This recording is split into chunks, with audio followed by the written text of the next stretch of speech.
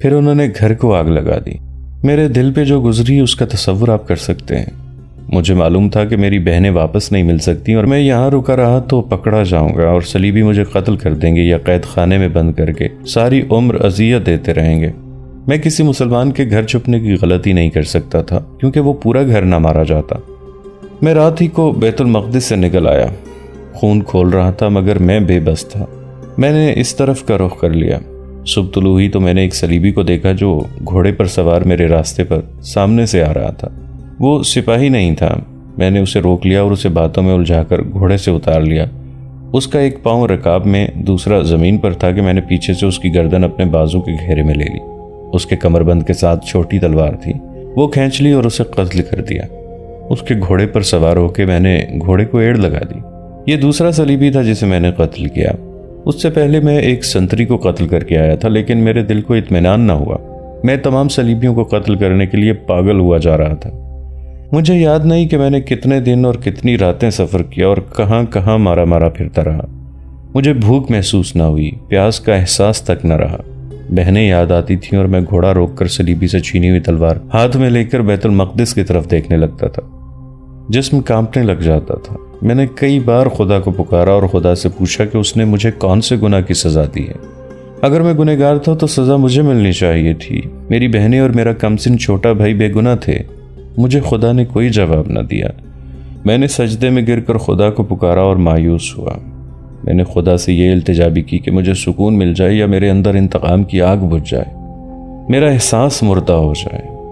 میں موصل کے ایک گاؤں میں پہنچ گیا جہاں یہ خطرہ نہیں تھا کہ صلیبی مجھے پکڑ لیں گے، لیکن میرے دل کو کسی بے رحم کے ہاتھوں نے ایسا جکڑ رکھا تھا کہ میں ہر لمحہ بے قرار اور بے چین رہتا تھا۔ میں مسجد میں چلا گیا، امام سے کہا کہ وہ مجھے دکھا دے کہ خدا کہاں ملے گا، میری روح کو سکون کہاں سے ملے گا۔ اس نے میری کوئی مدد نہیں کی۔ میں وہاں سے ایک اور گاؤں چلا گیا، پھر وہاں سے بھی چلا گیا۔ اس کے بعد یہی یاد آتا ہے کہ میں مسجدوں میں خدا کو ڈھونڈتا پھرتا رہا، اماموں سے روحانی سکون مانگتا رہا، مگر کسی نے میری دستگیری نہ کی۔ مجھے کسی نے خدا کا عطا پتہ نہ دیا، کسی نے کوئی طریقہ نہ بتایا جس سے میں خدا سے ہم کلام ہو سکوں اور اس سے روحانی سکون مانگ سکوں۔ راتوں کو اکثر بہنوں کو خواب میں دیکھتا تھا، وہ روتی نظر آتی تھیں۔ مجھے ان کی سسکیاں اور ہچکیاں اس وقت بھی سنائی دیتی تھیں جب جاگ اٹھتا تھا۔ روز بروز میرے اندر یہ احساس پیدا ہو گیا کہ میری بہنیں مجھ پر لعنت بھیج رہی ہیں۔ کسی نے بتایا کہ صلیبیوں سے انتقام لینا ہے تو فوج میں بھرتی ہو جاؤ۔ سلطان نور الدین زنگی فلسطین کو آزاد کرانے کے لیے لڑ رہا ہے۔ یہ تو مجھے معلوم تھا کہ مسلمان اور صلیبیوں کی لڑائیاں ہو رہی ہیں۔ ہمیں بیت المقدس میں معلوم ہو جاتا تھا کہ کون سی جنگ میں کسے شکست ہوئی ہے۔ بیت المقدس میں صلیبی جب وہاں کے مسلمان باشندوں پر ظلم و ستم اچانک زیادہ کر دیتے تو ہم سمجھ جاتے تھے کہ کسی میدان میں انہیں شکست ہوئی ہے جس کا انتقام وہ یہاں کے نہتے اور بے بس مسلمانوں سے لے رہے ہیں۔ پھر ہمیں وہاں صلاح الدین ایوبی کا نام سنائی دینے لگا۔ یہ نام اتنا مشہور ہوا کہ وہاں کے صلیبی باشندے اس نام سے ڈرتے تھے اور اس سے نفرت کرتے تھے۔ یہ بھی پتہ چلا کہ صلاح الدین ایوبی طوفان کی طرح آ رہا ہے، مگر وہ نہ آیا۔ اس کے بجائے میں یہاں سینے میں ایک گہرا زخم لے کے آ گیا۔ میں فوج میں بھرتی ہو گیا، لیکن محاذ پر بھیجنے کی بجائے مجھے اس قید خانے میں بھیج دیا گیا۔ یہاں مجھے ترقی بھی مل گئی۔ یہاں میں نے انسانوں پر ظلم ہوتے دیکھا، اس سے میں کانپ اٹھتا تھا۔ یہاں انسانوں کی ہڈیاں توڑی جاتی ہیں۔ بیت المقدس میں صلیبی مسلمانوں کا یہی حشر کرتے تھے۔ یہاں مسلمانوں کو مسلمانوں پر ہی ظلم کرتے دیکھا۔ مجھے بتایا گیا کہ یہاں بے گناہوں کو بھی لایا اور اذیت میں ڈالا جاتا ہے۔ ان کا گناہ وہی ہے جو آپ نے کیا ہے۔ میں سمجھ گیا ہوں کہ آپ کو یہاں لا کر کیوں بند کیا گیا ہے۔ یہ کام مجھے بھی کرنا پڑا۔ میں نے بھی انسانوں کو ایسی اذیتیں دی جو آپ کو سناؤں تو آپ بے ہوش ہو جائیں۔ میرے ساتھی پوری طرح وحشی درندے بن گئے ہیں۔ ان میں انسانیت صرف اتنی سی رہ گئی ہے کہ وہ انسانوں کی طرح چلتے پھرتے اور باتیں کرتے ہیں۔ میں ان سے اس لحاظ سے مختلف ہوں کہ میں چوری چھپے قیدیوں کے ساتھ ہمدردی کی 2-4 باتیں کر لیتا ہوں۔ ان سے پوچھتا ہوں کہ ان کا جرم کیا ہے، مگر ہمدردی کے اس جذبے نے میری روح سے بوجھ اتارنے کی بجائے نہ جانے کیسا بوجھ ڈال دیا ہے۔ مجھے سکون نہیں ملتا، مجھے خدا نظر نہیں آتا، میری آنکھوں کے سامنے سے میری بہنیں نہیں ہٹتی۔ میں پھر بھی یہی محسوس کرتا ہوں کہ جب تک صلیبیوں سے انتقام نہیں لوں گا میں اسی طرح بے چین رہوں گا۔ آج آپ کی آواز میں قرآن کے یہ الفاظ سنیں کہ گنہگار اپنے چہروں سے ہی پہچان لیے جائیں گے، پھر وہ بالوں اور پاؤں سے پکڑے جائیں گے۔ تم اپنے پروردگار کی کون کون سی نعمت کو جھٹلاؤ گے؟ یہی وہ جہنم ہے جسے گنہگار لوگ جھٹلاتے تھے۔ وہ دوزخ اور کھولتے ہوئے گرم پانی کے درمیان گھومتے پھریں گے تو معلوم نہیں میرے دل میں کیا ہلچل بپا ہوگی۔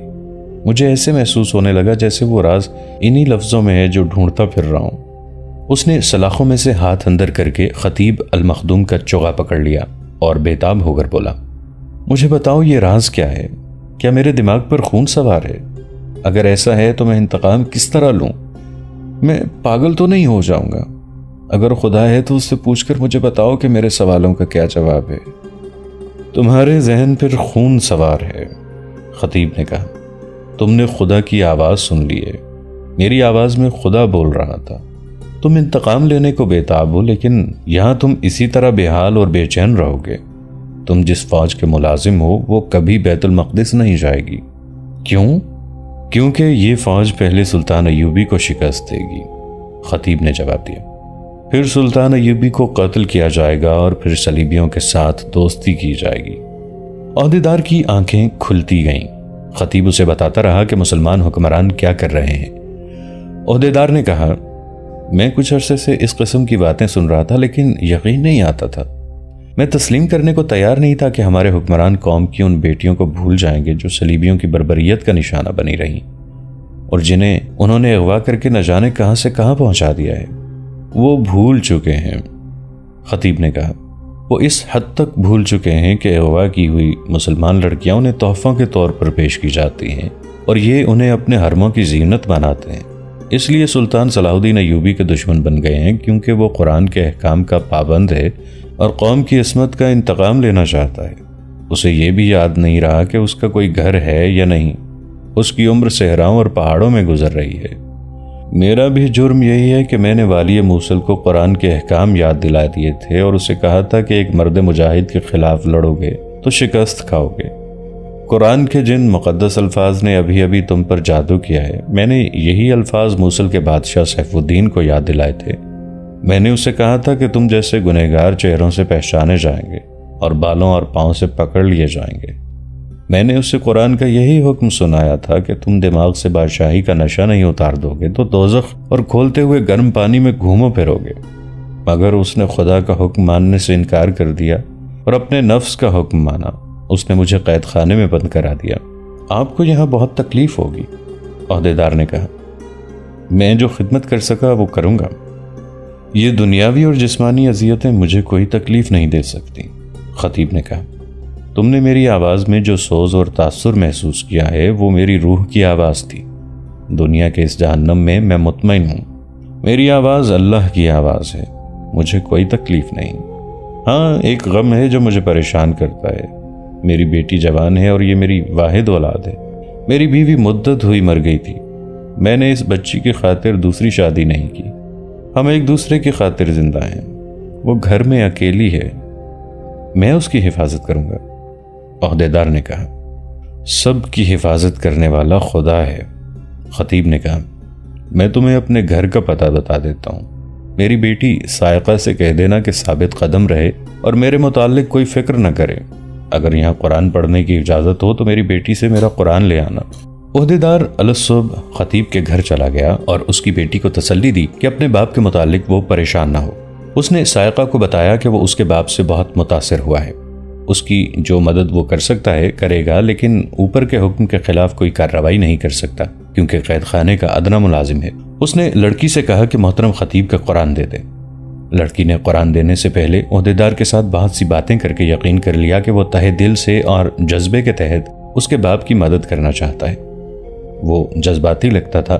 اس نے جب یہ کہا کہ اس کی خاطر اور اس کے باپ کی خاطر جان پر بھی کھیل جائے گا تو سائقہ نے اسے کہا، آپ کو تو یہ معلوم ہو گیا ہے کہ میرے والد کو کس جرم میں قید کیا گیا ہے۔ مجھے ڈر ہے کہ سیف الدین انہیں اذیت خانے میں ڈال دے گا تاکہ ان کے دل سے صلاح الدین ایوبی کی حمایت نکل جائے۔ کیا یہ ممکن نہیں ہو سکتا کہ آپ انہیں قید خانے سے فرار ہونے میں مدد دے دیں؟ ہم دونوں موصل سے غائب ہو جائیں گے۔ عہدیدار مسکرایا اور بولا، جو اللہ کو منظور ہوگا۔ میں نے تمہارے والد کی آواز میں اللہ کی آواز سنی ہے اور ان کی آنکھوں میں ایمان کا نور دیکھا ہے۔ اللہ کی آواز اور ایمان کے نور کو کوئی انسان قید خانے میں محفوظ نہیں کر سکتا۔ ہو سکتا ہے اس آواز اور اس نور کو آزاد کرانے کا نیک کام خدا نے میری قسمت میں لکھ دیا ہو اور اس کے عوض میرے سینے کی آگ سرد ہو جائے۔ میں تمہیں بتا نہیں سکتا کہ میں کیا کروں گا، کیونکہ تم عورت ذات ہو اور نوجوان ہو، شاید راز کو راز نہ رکھ سکو۔ میں والد محترم کے لیے قرآن لے آتی ہوں۔ وہ اندر چلی گئی اور بہت دیر بعد آئی۔ اس کے ہاتھ میں قرآن تھا جو عہدیدار کو دے کر اس نے کہا، میں والی موصل کے پاس جا رہی ہوں کہ وہ مجھے باپ سے ملنے کی اجازت دے دے۔ ہاں، عہدیدار نے کہا، ملاقات کا یہی طریقہ ہے، اور وہ قرآن لے کر چلا گیا۔ سائقہ تیار ہو کر سیف الدین کے دربار میں چلی گئی۔ اسے باہر روک دیا گیا۔ سیف الدین صلاح الدین ایوبی نہیں تھا کہ ہر کسی کو ملنے کی کھلی اجازت تھی۔ سیف الدین تو بادشاہ تھا اور اس کے طور طریقے شاہانہ تھے۔ اسے شراب بھی پینی ہوتی تھی، حرم کے لیے بھی وقت نکالنا ہوتا تھا، رقص کی محفلیں بھی منعقد کرنی ہوتی تھیں، اور جو وقت بچتا تھا وہ اپنی بادشاہی کو سلطان ایوبی سے بچانے کے منصوبے بناتے صرف ہوتا تھا۔ اسے اپنی رعایا کا کوئی علم نہ تھا۔ حکومت کے نشئی رعایا کو استعمال کیا کرتے تھے، ان کے نیک و بد کی انہیں کوئی پرواہ نہیں ہوتی۔ وہ رعایا کے پیٹ میں صرف اتنا سا اناج جانے دیتے ہیں جس سے رعایا صرف زندہ رہے اور ان کے آگے سجدہ ریز رہے۔ سائقہ اسی رعایا کی ایک لڑکی تھی۔ دربان نے اس سے پوچھا کہ وہ کون ہے تو اس نے بتایا کہ وہ موصل کے خطیب المخدوم ککبوری کی بیٹی ہے۔ دوسروں کی طرح دربان کو بھی یہی معلوم تھا کہ خطیب اچانک پاگل ہو گیا ہے اور اسے قید خانے میں ڈال دیا گیا ہے۔ خطیب کا احترام ہر کسی کے دل میں تھا، اور اس کے پاگل ہو جانے کی وجہ سے سب کے دلوں میں ہمدردی بھی پیدا ہو گئی تھی۔ دربان نے کسی سے کہہ کر سیف الدین سے اجازت لے لی کہ سائقہ کو اس کے پاس بھیجا جائے۔ سائقہ جب سیف الدین کے پاس گئی تو وہ اس لڑکی کی خوبصورتی دیکھ کر چونک اٹھا۔ وہ لڑکیوں کا شکاری تھا۔ اس نے سائقہ کو دلچسپی سے اپنے پاس بٹھایا۔ وہ سمجھ گیا ہوگا کہ لڑکی اپنے باپ کی رہائی کی درخواست لے کر آئی ہے۔ سنو لڑکی، اس نے سائقہ کی بات سنے بغیر کہا، میں جانتا ہوں تم کیوں آئی ہو، لیکن میں نے بہت مجبور ہو کر تمہارے باپ کو قید میں ڈالا ہے۔ اگر اسے 1-2 دن بعد ہی رہا کرنا ہوتا تو میں اسے گرفتار ہی نہ کرتا۔ میں اسے رہا نہیں کر سکوں گا۔ ان کا جرم کیا ہے؟ سائقہ نے پوچھا۔ غداری، سیف الدین نے جواب دیا۔ کیا انہوں نے آپ کے خلاف صلیبیوں کے حق میں غداری کی ہے؟ ریاست کا دشمن صلیبی ہو یا مسلمان؟ سیف الدین نے جواب دیا۔ اس کے ساتھ مل کر ریاست کو نقصان پہنچانا جرم ہے۔ کیا تمہارا باپ صلاح الدین ایوبی کا حامی نہیں تھا؟ مجھے کچھ علم نہیں، سائقہ نے جواب دیا۔ میرا خیال یہ ہے کہ صلاح الدین ایوبی کا حامی ہونا جرم نہیں۔ یہی بات تمہارا باپ بھی نہیں سمجھ سکتا، سیف الدین نے کہا۔ میں حیران ہوں کہ بہت سے لوگ صلاح الدین ایوبی کو فرشتہ سمجھتے ہیں۔ وہ عورت کے معاملے میں درندہ ہے۔ دمشق اور قاہرہ میں اس نے اپنا حرم تم جیسی سینکڑوں لڑکیوں سے بھر رکھا ہے۔ ہر لڑکی 3-4 مہینوں بعد اپنے سالاروں کے حوالے کر دیتا ہے۔ اس کی فوج جہاں حملہ کرتی ہے وہاں نہ مسلمان گھرانہ دیکھتی ہے نہ غیر مسلم، ہر گھر کو لوٹتی ہے اور ہر لڑکی کو اپنے ساتھ لے جاتی ہے۔ تم جیسی حسین لڑکی اس سے کبھی محفوظ نہیں رہ سکتی۔ یہ میرا فرض ہے کہ تمہاری عزت کی حفاظت کروں، خواہ مجھے تمہیں اپنے گھر میں رکھنا پڑے۔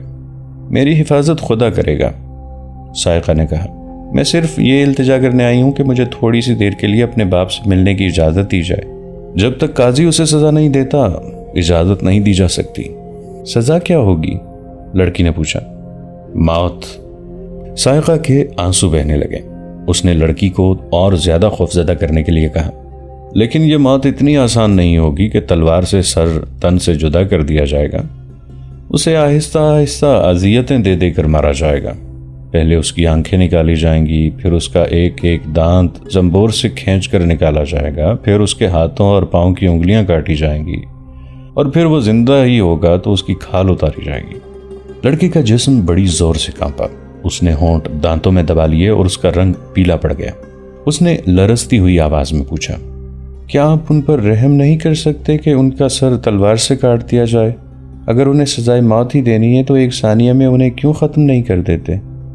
اگر تمہیں اپنی قیامت خیز جوانی پر رحم آ جائے تو میں تمہارے باپ پر رحم کھا سکتا ہوں۔ سائقہ نے اسے سوالیہ نظروں سے دیکھا تو سیف الدین نے کہا، باپ کے مرنے کے بعد تم ایک عام سی اور غریب سی لڑکی بن کے رہ جاؤ گی۔ کیا یہ بہتر نہ ہوگا کہ تم میرے عقد میں آ جاؤ، جس سے تمہارے باپ کو بھی فائدہ پہنچے گا اور تمہاری حیثیت موصل کی ملکہ کی ہو جائے گی؟ اگر میرے باپ نے مجھے خودداری کی تعلیم نہ دی ہوتی تو ملکہ بننا تو بہت بڑی بات ہے۔ میں آپ کے ساتھ ایک رات گزارنے پر بھی فخر محسوس کرتی، سائقہ نے کہا۔ میرا باپ میری عصمت کی حفاظت میں اپنی کھال ہنستے کھیلتے اتروا لے گا۔ یہ سودا میرے باپ کے ساتھ کریں۔ اس سے پوچھیں کہ تم جلاد کے پاس جانا چاہتے ہو یا اپنی بیٹی کو میرے پاس بھیجنا چاہتے ہو۔ میرا باپ یقیناً یہی کہے گا کہ مجھے جلاد کے حوالے کر دو۔ میں صرف یہ درخواست لے کے آئی تھی کہ تھوڑی سی دیر کے لیے مجھے اپنے باپ سے ملنے دیا جائے۔ اب میں اپنی درخواست میں یہ اضافہ کرتی ہوں کہ اس کے لیے میں کوئی سودا قبول نہیں کروں گی۔ کیا تمہارا یہ فیصلہ ہے کہ میرے پاس نہیں آؤ گی؟ سیف الدین نے پوچھا۔ اٹل فیصلہ، سائقہ نے جواب دیا۔ آپ موصل کے مالک ہیں، مجھے زبردستی اپنے حرم میں داخل کر لیں۔ میں نے ایسا جرم کبھی نہیں کیا، سیف الدین نے کہا۔ سائقہ اٹھ کھڑی ہوئی۔ اسے دراصل ملاقات کی ضرورت ہی نہیں رہی تھی۔ وہ تو یہ معلوم کرنا چاہتی تھی کہ اس کے باپ کے ساتھ قید خانے میں کیا سلوک ہو رہا ہے۔ وہ اسے قید خانے کے ایک عہدیدار سے معلوم ہو گیا تھا اور اسے یہ امید بھی تھی کہ یہ عہدیدار اس کے باپ کو فرار میں مدد دے گا۔ اس نے سیف الدین کو سلام کیا اور چل پڑی۔ سیف الدین نے اسے جاتے دیکھا تو بولا، ٹھہرو، یہ نہ کہنا کہ والی موصل نے ایک لڑکی کی تمنا پوری نہیں کی تھی۔ تم آج رات اپنے باپ سے ملاقات کرنے کے لیے جا سکتی ہو۔ ایک آدمی تمہارے گھر آئے گا، وہ تمہیں اپنے ساتھ قید خانے میں لے جائے گا۔ تم جتنی دیر چاہو اپنے باپ سے باتیں کر سکتی ہو۔ سائقہ شکریہ ادا کر کے چلی گئی۔ سیف الدین کے پیچھے ایک باڈی گارڈ کھڑا تھا۔ سائقہ چلی گئی تو سیف الدین نے اپنے باڈی گارڈ سے کہا، اتنا خوبصورت پرندہ پنجرے میں آنا چاہیے۔ میں نے اسے خوفزدہ کرنے کے لیے کہا تھا کہ اس کے باپ کو کس طرح اذیتیں دے کر مارا جائے گا، مگر لڑکی دل گردے کی پکی معلوم ہوتی ہے۔ جانتے ہو کہ میں نے اسے کیوں کہا ہے کہ ایک آدمی تمہارے گھر آئے گا، وہ تمہیں قید خانے میں باپ سے ملاقات کرنے کے لیے لے جائے گا؟ کیا میں ابھی تک آپ کے اشارے سمجھنے کے قابل نہیں ہوا؟ باڈی گارڈ نے ہونٹوں پر شیطانی مسکراہٹ لاتے ہوئے کہا۔ وہ آدمی میں ہی ہوں جو اسے شام کے بعد گھر سے قید خانے لے جانے کے بہانے لے جاؤں گا۔ اور تم جانتے ہو کہ اسے کہاں لے جانا ہے؟ سیف الدین نے پوچھا۔ اسے یہ شک نہیں ہونا چاہیے کہ میں نے اسے اغوا کرایا ہے۔ سب جانتا ہوں، باڈی گارڈ نے کہا۔ یہ کام پہلی بار تو نہیں کر رہا۔ میں اسے جن بھول بھلائیوں سے گزار کر اور اس کی جو حالت کر کے آپ کے پاس پہنچاؤں گا، اس سے وہ یہ سمجھے گی کہ دنیا میں آپ واحد انسان ہیں جو اس کے مونس و غمخوار ہیں۔ آگے آپ جانتے ہیں کہ اس قسم کے پرندوں کو پنجرے میں کس طرح بند کرتے ہیں۔ سیف الدین نے اپنے باڈی گارڈ کے کان میں کچھ کہا۔ باڈی گارڈ کی آنکھوں میں شیطان مسکرانے لگا۔ قید خانے کا جو عہدیدار سائقہ کے پاس آیا اور اسے تسلی دے کر اور قرآن لے کر چلا گیا تھا، رات کی ڈیوٹی پر تھا۔ شام کے بعد وہ قید خانے میں داخل ہوا، دن کی ڈیوٹی والے کو رخصت کیا اور خطیب ابن المخدوم کی کوٹری کے سامنے جا کھڑا ہوا۔ ادھر ادھر دیکھ کر اس نے قرآن خطیب کو دے دیا اور کہا، اپنی بیٹی کے متعلق آپ کوئی غم نہ کریں، وہ ہر لحاظ سے مطمئن ہے، محفوظ ہے اور خیریت سے ہے۔ اس نے مجھے ایک بات کہی ہے، دعا کریں اللہ مجھے بچی کی تمنا پوری کرنے کی توفیق عطا فرمائے۔ وہ بات کیا ہے؟ خطیب نے پوچھا۔ عہدیدار نے ادھر ادھر دیکھا اور منہ سلاخوں کے ساتھ لگا کر کہا، فرار۔ آپ میں اتنی ہمت ہے، میں مدد کروں گا۔ جس کام میں اللہ کی خوشنودی شامل ہو اس کے لیے اللہ ہمت بھی دے دیتا ہے، خطیب نے کہا۔ لیکن میں تمہاری مدد سے فرار نہیں ہوں گا، اس کے بجائے میں یہاں مرنا پسند کروں گا۔ کیوں؟ عہدیدار نے حیران ہو کر پوچھا۔ کیا آپ مجھے گنہگار سمجھ کر میری مدد قبول نہیں کرنا چاہتے؟ نہیں، خطیب نے جواب دیا، میں تمہاری مدد اس لیے قبول نہیں کرنا چاہتا کہ تم گنہگار نہیں ہو۔ میں تو تمہاری مدد سے یہاں سے نکل جاؤں گا، تم پیچھے رہ جاؤ گے اور پکڑے جاؤ گے۔ میرے جرم کی اور تمہاری نیکی کی سزا تمہیں ملے گی جو بہت ہی بھیانک ہوگی۔ میں بھی آپ کے ساتھ ہی جاؤں گا، عہدیدار نے کہا۔ آپ کی کل رات کی باتوں نے یہاں سے میرا دل اچاٹ کر دیا ہے۔ میں صلاح الدین ایوبی کی فوج میں جا رہا ہوں۔ میں چونکہ قیدی نہیں اس لیے آسانی سے فرار ہو سکتا ہوں، لیکن اب آپ کو ساتھ لے کے جاؤں گا۔ میرا اس دنیا میں کوئی بھی نہیں ہے۔ دل میں وہی آگ ہے جو گزشتہ رات آپ کو دکھائی تھی، اس آگ کو سرد کرنا ہے۔ ہاں، خطیب نے کہا، میں اس صورت میں تمہاری مدد قبول کر سکتا ہوں۔ آپ کی بیٹی نے مجھے بتایا تھا کہ وہ والی موصل کے پاس جا رہی ہے، عہدیدار نے کہا۔ وہ آپ سے ملاقات کی اجازت مانگے گی۔ نہیں، خطیب نے گھبرا کر کہا، اسے سیف الدین جیسے شیطانی فطرت انسان کے پاس نہیں جانا چاہیے۔ تم اسے کہو کہ وہاں نہ جائے، میں تو صبح جا سکوں گا، عہدیدار نے کہا۔ عہدیدار کوٹڑی سے ہٹ کر چلا گیا۔ خطیب نے قرآن کو چوما، پھر سینے سے لگا کر اپنے آپ سے کہا، اب میں اس کال کوٹڑی میں تنہا نہیں ہوں۔ دوستو، آج کے لیے اتنا ہی۔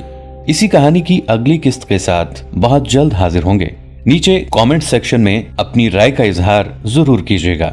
ہمارے اس چینل کو سبسکرائب کر کے نیچے موجود بیل آئیکن کو بھی ضرور کلک کیجیے گا۔ اگلی ملاقات تک کے لیے ہمارا اور آپ کا اللہ نگہبان۔